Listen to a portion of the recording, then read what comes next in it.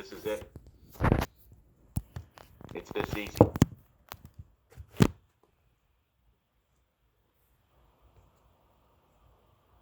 Have any of you written quadratic equations if you were given the zeros before? Have you? So what did y'all do? Okay, good. There were some folks in first hour that they actually remembered another way to do this. And I was always going to show you, I will be okay with you using whatever technique you want. Obviously, I show you some in product because I think it's the best way. But there is another way that really is more like step-by-step reversing what we did yesterday.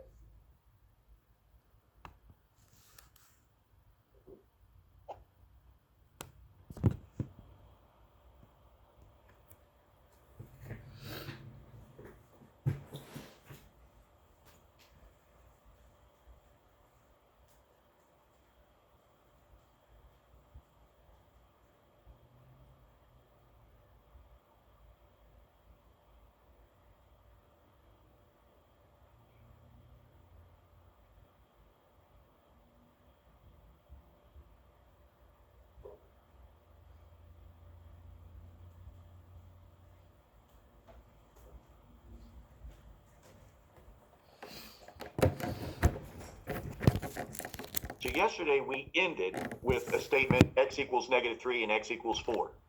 What would have been the line previous?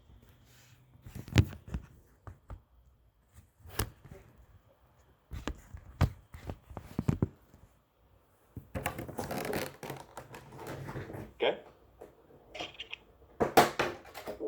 What would have been the previous line?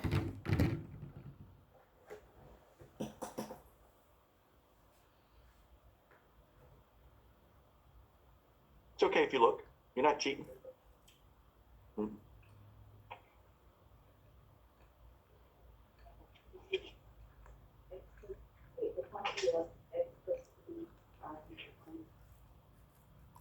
X minus 4.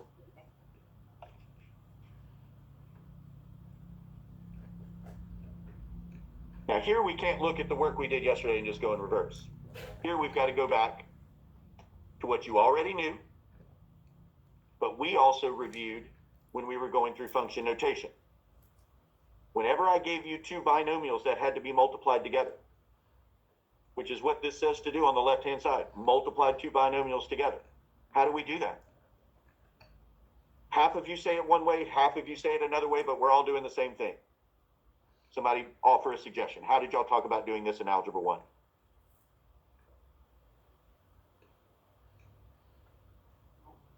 Yeah, but how would you do the multiplication? You can distribute twice. Did anybody talk about it another way? FOIL.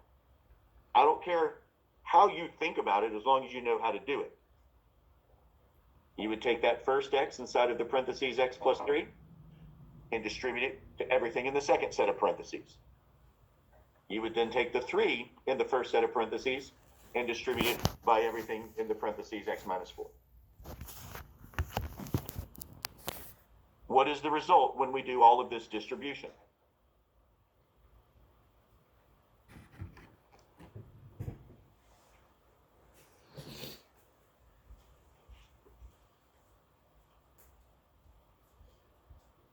Then the last thing we do is combine those middle terms.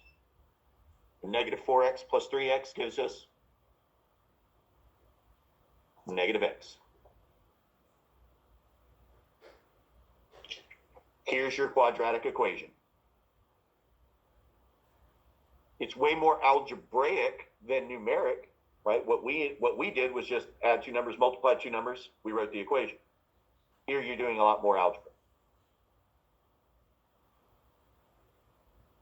I hope it's not lost on anybody that the three examples we did before, I gave you fractions. On this one, I gave you integers. What's more likely to happen, integers or fractions? Fractions. You even saw that. You did the questions last night. You even saw most of the time you solve a quadratic equation, you get fractions as your answer. I even talked about that yesterday. It's why I tried to start doing so much work with fractions early on because you can't get away from them. They're going to show up. So if we were to try to use this more algebraic method with fractions, let's see how much more involved it gets.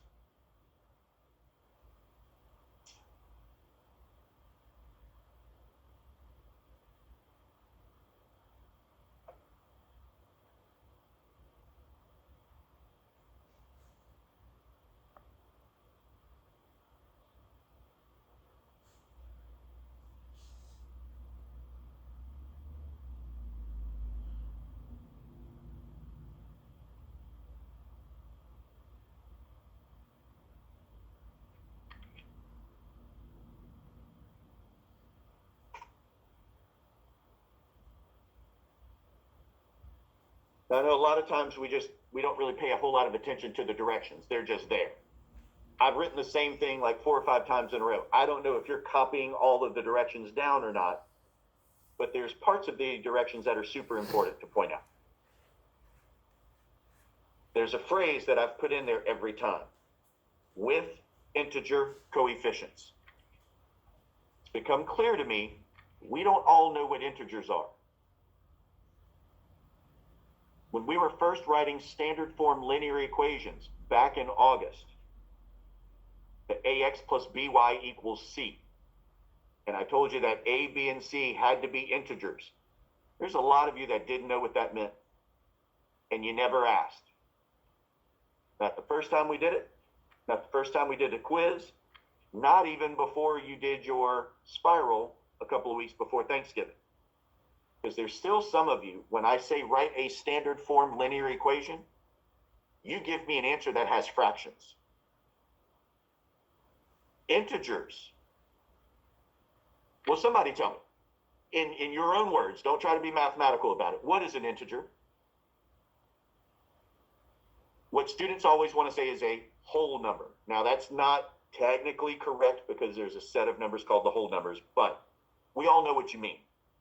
Fractions are supposed to have like pieces, like a half, a 3/4. That's not a full number. It's a part of a number.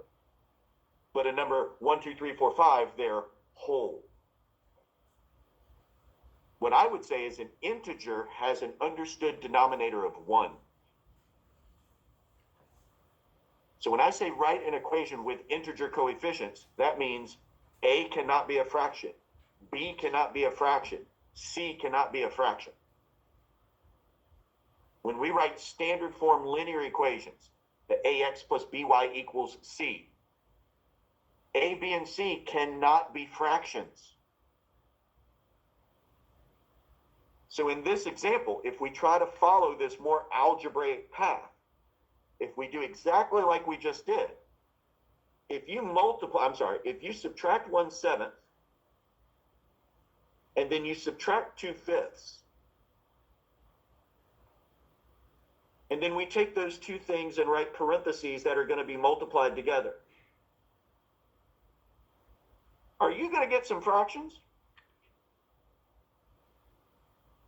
Absolutely. But when the directions say with integer coefficients, that means you cannot give fractions. My sum and product technique that I showed you, you don't have to worry about it. If you want to do this more algebraic method, you can't just add the number or subtract the number to the other side of the equation. We've got to get rid of the fraction first. Yes, please.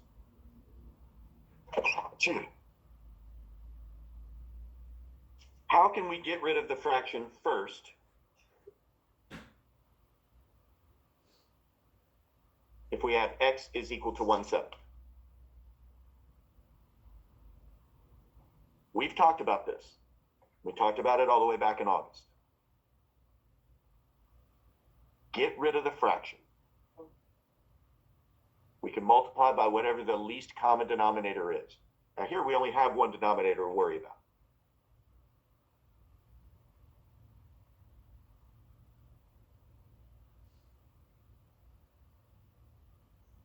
So now 7x is equal to 1. Now we can move the 1 to the other side.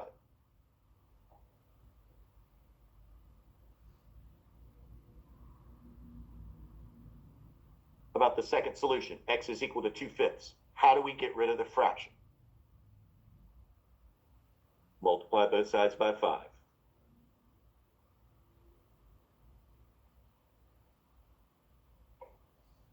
Now you can move the 2 to the other side.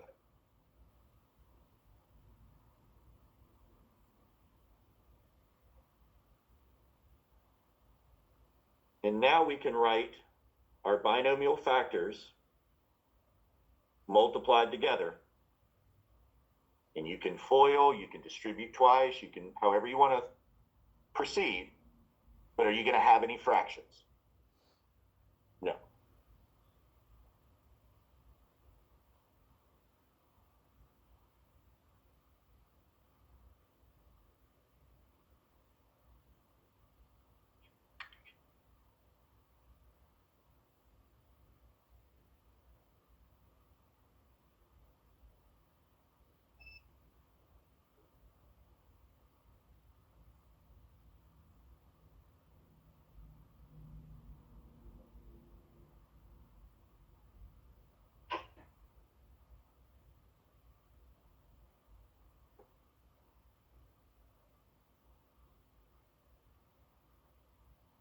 Anybody have a preference for this algebraic method? Okay.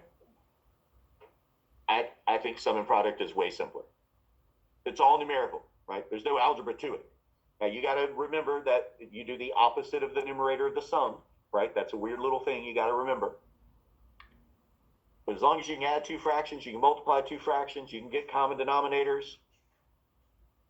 It's just an arithmetic step. There's no algebra involved. Here, we got to make sure that we know how to make the process fit the directions that we're given. Because these aren't my directions. It's as they're written even in Springboard. You've got to have integer coefficients. They don't want you to give an equation that has a bunch of fractions in it.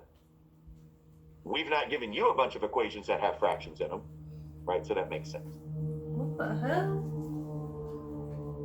I'm not going to tell you you've got to do one method over the other one. You can do whichever one you want, whichever one you feel most comfortable with. But the directions are always going to say you have to give integer coefficients. You're never going to write an equation that's got fractions in it.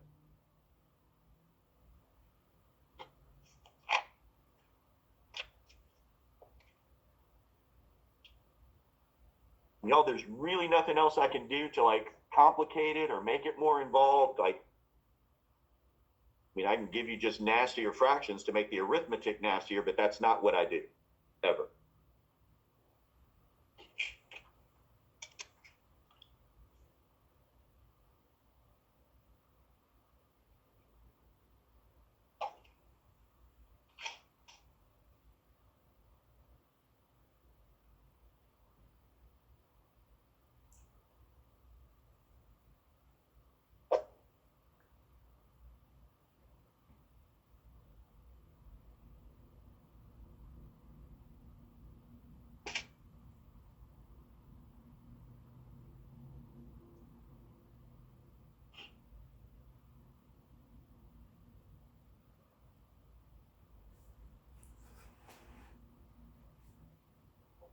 Either way you want to do it.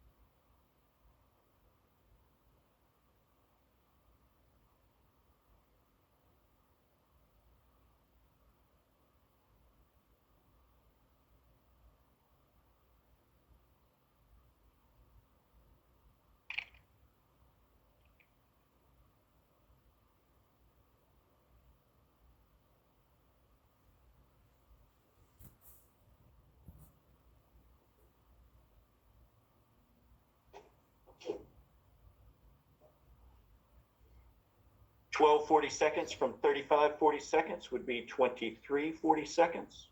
Gotta love that fraction. We want a denominator of 42, so I don't want to do any reducing over here. Even though the 2 goes into the 6, I want that denominator of 42.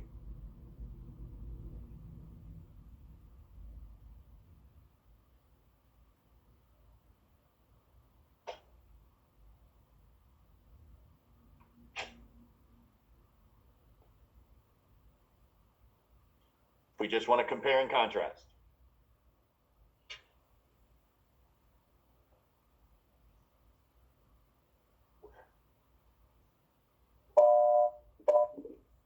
See you all tomorrow.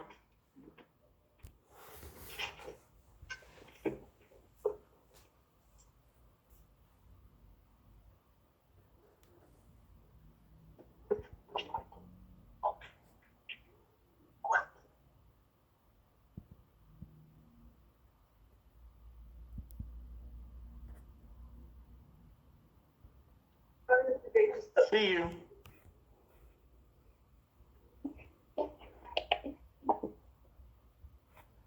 She told you it wasn't going to be bad.